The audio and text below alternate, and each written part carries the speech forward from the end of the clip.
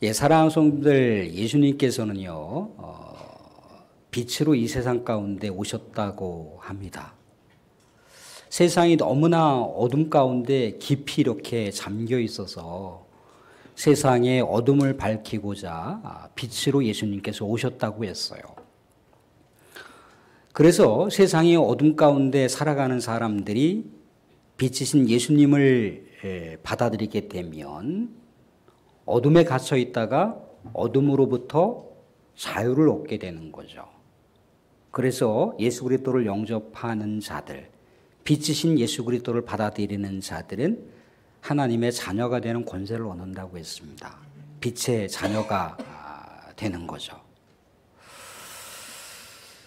그런데 너무나 어둠에 깊이 이렇게 잠겨 있는 사람들이 예수 그리스도를 거부하는 경우가 많이 있어요. 심지어 유대인들도 예수 그리스도께서 이 땅 가운데 오셨다고 했을 때 그 예수님을 거부했노라고 그렇게 성경은 이야기를 하고 있더라는 거죠. 예수님은 뭔가 이 땅 가운데 좋은 것을 주시기 위해서, 이 땅 가운데 무한한 우리들에게 소망을 주시기 위해서, 또 어둠 가운데 있는 백성들에게 어둠으로부터 자유와 참된 빛을 주시고자 정말 사망과 죽음의 상황 가운데 있는 백성들에게 생명과 영생을 주시기 위해서 오셨는데, 세상의 어둠은 예수님을 받아들이는 것을 거부하더라는 거죠. 예수 그리스도를 받아들이는 자들, 예수 그리스도를 영접해서 거듭난 자들은 내 죄가 어떤 것인지를 헤아리게 보게 됩니다. 예수님께서 누구 때문에 고난을 받으셨고 누구 때문에 십자가에 못 박히셨는지를 헤아려 볼 수가 있어요. 그런데 예수 그리스도를 받아들이지 않는 자들, 어둠 가운데 그저 있는 자들은요, 너무나 어둠 자체가 익숙하기 때문에 예수 그리스도를 받아들일 수 있을 만한 마음의 여백이 없어요. 그러니까 죄가 무엇인지도 모르고 예수가 왜 십자가에 못 박혀야 됐는지, 왜 고난을 받으셔야 됐는지 헤아릴 길이 없는 거죠. 왜 예수라고 하는 분이 왜 나 때문에, 내가 무슨 죄를 졌는데 예수님이 나 때문에 고난을 받으셨고 나 때문에 왜 십자가에 못 박히셨어? 그건 니네들 교리 아니야? 기독교에서 말하고자 하는 어떤 종교적인 개념 아니야? 이렇게 이제 이야기를 할 수가 있다는 거죠. 그런데 사랑하는 성도들, 예수 그리스도를 받아들이고 안 받아들이고는 사실 인간의 어떤 그 의지와 인간의 어떤 결정을 훨씬 뛰어넘는다는 거예요. 예수님께서 뭐라고 얘기했습니까? 내 아버지로 말미암지 않고서는 누구든지 나에게로 올 자가 없다라고 말씀하셨다는 거예요. 하나님의 은혜가 아니면, 성령의 인도하심이 아니면 예수 그리스도를 영접하는 것이 그렇게 인간의 결단과 인간의 의지로 되는 것이 아니라고 하는 것을 예수님께서 주옥과 같은 메시지를 통해서 전하시고 있다는 거예요. 그런데 우리 믿음의 백성들, 예수 그리스도를 영접하고 또 거룩한 믿음의 백성의 길을 가던 사람들도 때로는 세상 가운데 분주하게 살다 보면 우리가 하나님의 빛의 자녀, 하나님의 자녀가 되는 권세가 있다라고 하는 것을 조금씩 그 은혜를 잊어버린다는 거예요. 그 놀라운 예수 그리스도의 헌신과 희생이 점점 내 삶에서 퇴색되기 시작을 하더라는 거죠. 그러다 보면 어떻게 됩니까? 옛 과거, 내가 어둠의 자녀였을 때, 내가 거듭나지 않았을 때의 삶을 지향하게 되더라는 거예요. 그럼 어떻게 해야 되느냐? 우리는 다시 예수 그리스도의 그 고난과 예수 그리스도께서 왜 십자가에 못 박히셨는지에 대해서 다시 상고하고 또 그 은혜와 사랑을 다시 헤아려 보면서 성도로서의 성화의 삶을 다시금 반추하는 것, 이것이 우리 성도의 본분이라는 거예요. 사랑하는 성도들, 우리 주님의 놀라운 고난, 그 놀라운 희생, 그 놀라운 은혜, 놀라운 사랑을 다시 상기하시면서 주님의 백성으로, 하나님의 자녀로 이 땅 가운데 빛의 삶을 살아가실 수 있기를 주님의 이름으로 축원드립니다. 아멘. 예, 오늘 말씀 가운데 그러면 예수님은 누구 때문에 고난을 받으셨는가? 누구 때문에 십자가의 길을 가셨는가에 대한 이야기를 나누면서 오늘 본문 이야기를 함께 살펴보고자 합니다. 예수님은요, 우리가 이 지구촌 곳곳이 아마도 11시에 공적인 예배를 드리게 됐을 때 사도신경을 고백하고 있는 교회라면 아마도 동일하게 예수 그리스도께서 왜 고난을 받으셨는지에 대한 고난의 원인자가 등장을 합니다. 그 원인자가 누군가요? 본디오 빌라도. 본디오 빌라도에게 고난을 받으사 십자가에 못 박혀 죽으셨다고 나와 있어요. 본디오 빌라도. 본디오 빌라도 때문에 예수님께서 직접적인 고난을 당하시고 직접적인 십자가 처형대에 오르시게 되었죠. 오늘 말씀 가운데 보면요, 예수님께서 빌라도 법정에 세워져서 여러 가지 신문과 여러 가지 고문을 당하고 있는 장면을 우리가 보고 있어요. 그런데 이것은요, 재판 진행 중입니다. 이 내용은 왜 그러면 예수님께서 로마 법정에 세워져야 되는가에 대한 내용들을 우리가 잠시 생각해 봐야 돼요. 당시 유대 나라는요, 로마의 속국, 로마의 지배를 받고 있었단 말이죠. 그죠? 그렇기 때문에 어떤 중차대한 범죄를 저지르게 되면 로마 법정에 세워지게 된다는 거예요. 근데 예수님께서 뭔가 중대한 범죄를 저질렀기 때문에 누군가 예수님을 그렇게 거짓 고소를 했든지 간에 로마 법정에 세워진 거예요. 아마도 제목은 로마에 항고를 했다거나 로마에 반역을 했다거나 아니면 로마 황제를 능멸했다라고 하는 내용일 수가 있어요. 근데 중요한 건 뭐냐면 지금 예수님께서 재판 도중이라는 거예요. 재판의 판결이 나지 않았어요. 그럼에도 불구하고 오늘 19장 1절을 보시면 빌라도가 예수를 데려다가 채찍질했다라고 나와 있어요. 그러면 그 당시만 하더라도 그래도 가장 인권이 많이 보장되는 그 나라가 로마 제국이었다는 겁니다. 로마는 롬의 법에 의해서 다스려지게 되어 있어요. 그러면 이 재판이 끝나지도 않았는데 빌라도가 로마 법을 어겨서면서까지 예수 그리스도를 이렇게 채찍질한 것인가를 생각해 봤을 때 그러지는 않았다는 거예요. 당시에 채찍질이라고 하는 것이요, 두 종류가 있었습니다. 하나는 경고성 채찍질이 있었어요. 또 다른 채찍질은 사형수들에게 가해지는 채찍질이 있었다는 거예요. 아직 재판이 판결이 나지 않았기 때문에 경고성 채찍질을 빌라도가 가했겠죠. 그런데 경고성 채찍질이든지 아니면 사형수에게 가해지는 채찍질이든지 당시 로마 제국이 죄수들에게 가해지는 채찍이라고 하는 것은요, 무지막지한 무자비한 채찍이라는 거예요. 왜? 가죽 끝에 유리 조각이라든가 납 조각이라든가 쇠 조각, 갈고리들이 달려 있어서 그것을 한번 휘두르게 되면 사람 몸에 휘말려 사람의 살점이 떨어지고 혈관들이 터진단 말이죠.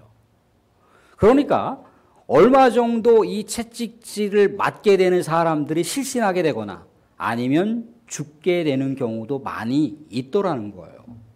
그래서 우리가 알고 있는 대로다가 예수님께서 30대 초반의 청년임에도 불구하고 자신이 짊어져야 할 그 십자가를 짊어지고 골고다까지 가는데도 거의 실신지경에 이리 넘어지고 저리 넘어지고 겨우겨우 구레네 시몬이 같이 이렇게 그 십자가를 짊어짐으로 해서 사형장까지 이동하는 장면을 우리는 영상이라든가 여러 내용들을 통해서 알 수가 있습니다. 심지어요, 십자가 처형은요, 그냥 그렇게 사람을 못 박아 놓고 내버리면 바로 죽는 게 아닙니다. 그래서 무자비한 처형이라고 얘기하는 거예요. 사람을 그렇게 십자가에 못 박아 놓으면 사람이 바싹바싹 마르고 이 숨쉬기가 곤란해서 나중에 호흡곤란으로 죽게 돼요. 그런데 그것이 하루 이틀이 아니라 며칠씩, 때로는 열흘까지 가는 경우도 있습니다. 그런데 예수님이 얼마나 이 채찍질에 의해서 얼마나 많은 낭자한 피를 흘렸는지 십자가에 못 박히고 나서 몇 시간 채 지나지도 않았는데도 운명을 하셨다는 거예요. 이 채찍질이 얼마나 가혹했던 것인가를 헤아려 볼 수가 있습니다. 빌라도는 이렇게 모든 만인이 신앙 고백을 하고 있듯이 예수님의 고난을 직접적으로 제공했던 사람이 본디오 빌라도라는 거예요. 두 번째, 오늘 예수님을 고난의 현장으로 몰고 갔던, 예수님을 고난의 상황으로 몰고 갔던 사람들이 등장합니다. 2절 보시면 이렇게 나와 있어요. 2절 보시면 군인들이 가시나무로 관을 엮고 그의 머리에 씌우고 자색옷을 입히고, 3절도 보시면 앞에 가서 이르되 유대인의 왕이여 평안할지어다 하며 손으로 때리더라. 가시나무 관. 당시 가시라고 하는 것은 굉장히 뻣뻣하고 굉장히 날카로워요. 그래서 그것을 마치 월계관처럼 이렇게 관을 만들어서 사람의 이렇게 머리에 씌우면 그게 잘 들어가지가 않습니다. 그래서 아마도 나무로다가 아니면 몽둥이로다가 사람 머리에다 씌워놓고 그것을 때려야만 그 가시관이 사람 머리에 들어갈 수가 있어요.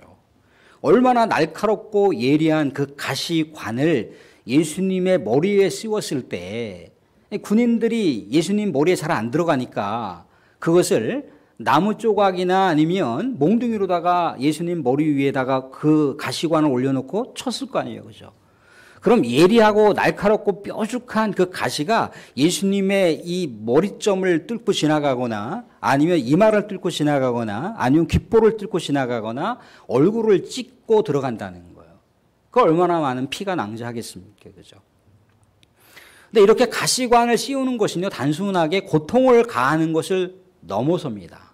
고통을 가한다기보다도 오히려 더 조롱과 멸시를 주기 위한 거예요. 왜 그렇습니까? 예수님의 몸에 뭐가 입혀져 있던가요? 자색옷이 입혀져 있어요. 그리고 유대인들이 고소했을 때 이런 고통을 예상했겠지만 이제 빌라도의 지시를 받아서 로마 군인들이 예수님께 가혹적인 이런 고통을 안겨주면서 멸시와 조롱을 퍼붓고 있는 거예요. 말씀은요, 굉장히 점잖게 얘기를 하고 있어요. 3절 다시 보시면 앞에 가서 이르되 유대인의 왕이여 평안할지어다.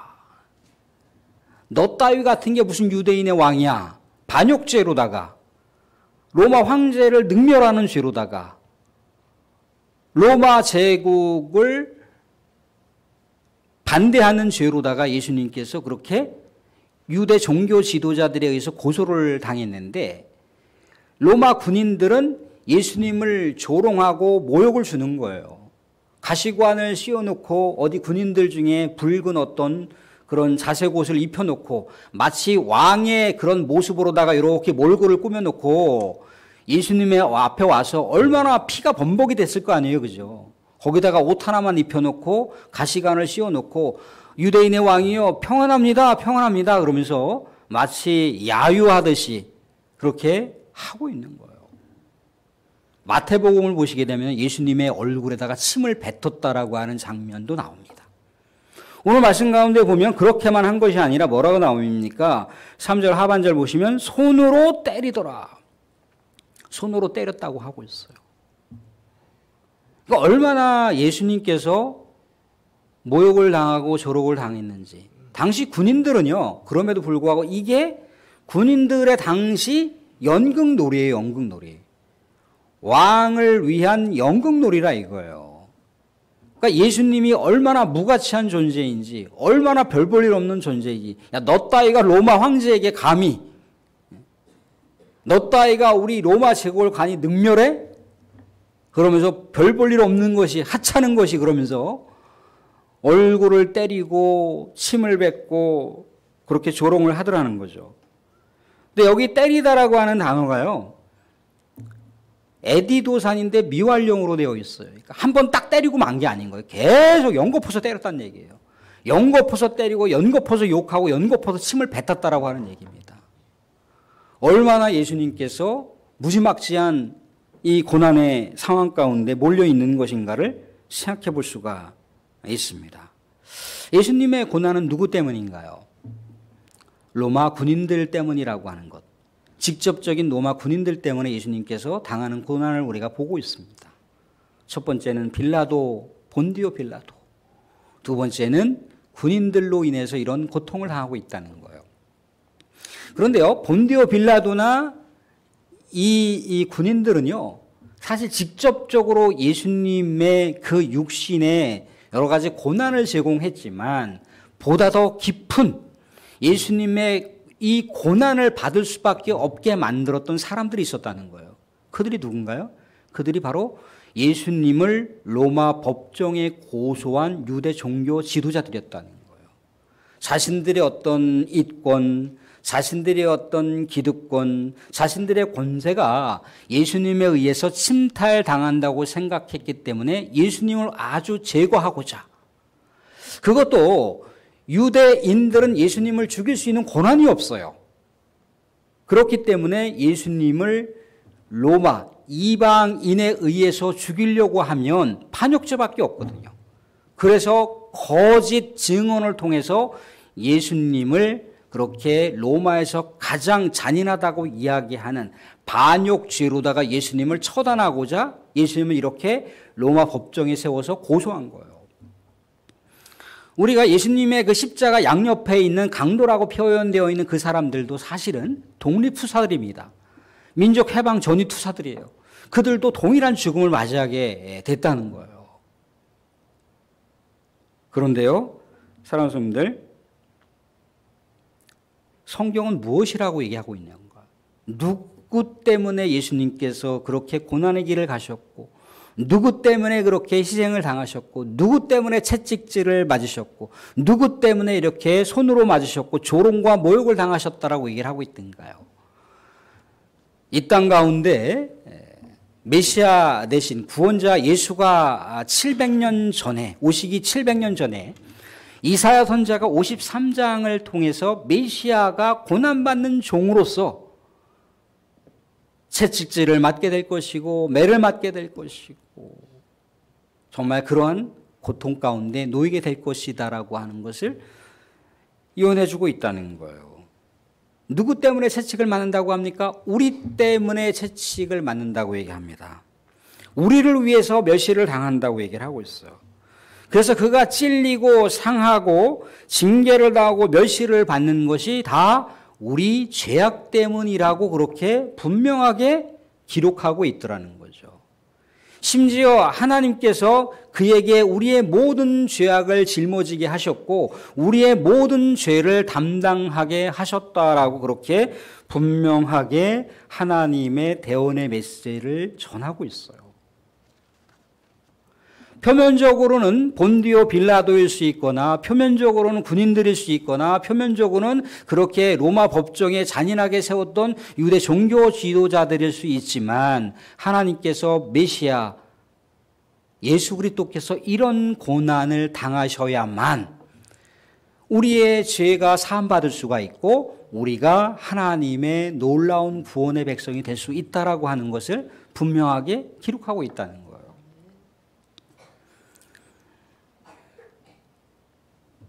사람들 말씀을 정리하겠습니다.